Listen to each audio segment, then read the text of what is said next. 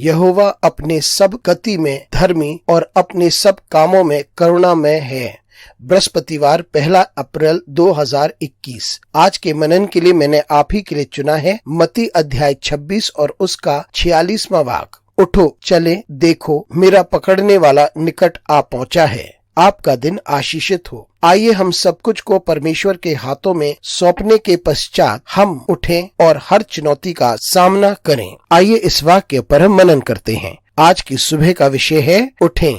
ये उस समय की बात है जब यीशु मसीह गेत्सेमनी बाग में थे। वो एक परिस्थिति जिसका सामना यीशु मसीह को करना था, उसके लिए वे प्रार्थना कर रहे थे। वे एक विशेष उद्देश्य को लेकर इस पृथ्वी पर आए और वो था परमेश्वर के प्रेम को दिखाना, हर व्यक्ति को परमेश्वर का प्रेम दिखाना और इस पृथ्वी पर हर व्यक्ति का उद्धार हो। और वे इस पृथ्वी पर परमेश्वर के प्रेम को दिखाने आया था और यहाँ उसे अपना क्रूस भी उठाना था ताकि उसके लहू के द्वारा इस पृथ्वी के हर व्यक्ति को परमेश्वर के साथ संपर्क करना मुमकिन हो जाता और उनका परमेश्वर के साथ मेल मिलाप हो जाए। और यहाँ हम देखते हैं कि गेत्सेमनी बाग में यीशु मसीह एक बहुत बड़ी चुनौती का सामना करता है और वे है कि प्याले को स्वीकारना। और यीशु मसीह ने परमेश्वर से प्रार्थना की कि यदि संभव हो सके तो प्याला उससे हटा दे। लेकिन उसके पश्चात यीशु मसीह ने प्रार्थना की कि मेरी इच्छा नहीं परंतु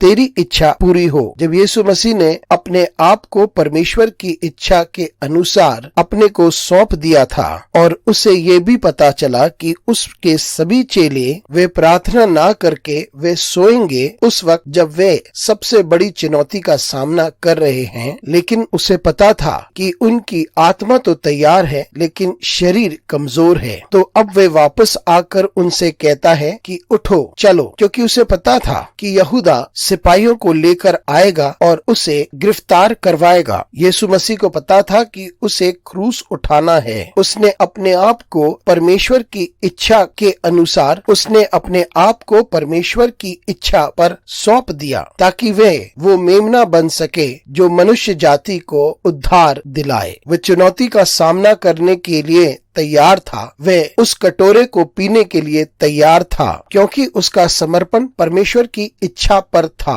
और वे आगे होकर के चुनौती का सामना करने के लिए तैयार हो गया। मित्रों, आज की सुबह जब हम एक नए महीने में प्रवेश कर चुके हैं, आइए हम परमेश्वर और परमेश्वर की इच्छा पर अपने आप को सौंप दें। हम किसी भी परिस्थिति में से होकर गुजर रहे होंगे, फिर भी हम अपने आप को परमेश्वर की इच्छा के अनुसार अपने आप को सौंप दें और हम भी उठ करके उस चुनौती का सामना करें जो हमारे सामने आती है, और वो भी बिना भय के, क्योंकि हमारा परमेश्वर भला है। क्योंकि जब हम अपने आप को परमेश्वर की इच्छा पर सौंप देते हैं तो परमेश्वर हमारी जिंदगी में आश्चर्यजनक कार्य को करता है और वो हमें अपनी महिमा के लिए इस्तेमाल करता है। इसलिए हम संपूर्ण रीति से अपने आप को परमेश्वर के प्रति समर्पित हो जाएं। हमारी परिस्थिति कुछ भी हो सकती है, लेकिन हम अपने आप को परमेश्वर की इच्छा पर समर्पित करें और चुनौती का सामना करें, क्योंकि हम जानते हैं कि परमेश्वर हमारी देखभाल करता है। अनुग्रहकारी परमेश्वर स्वर्गीय पिता,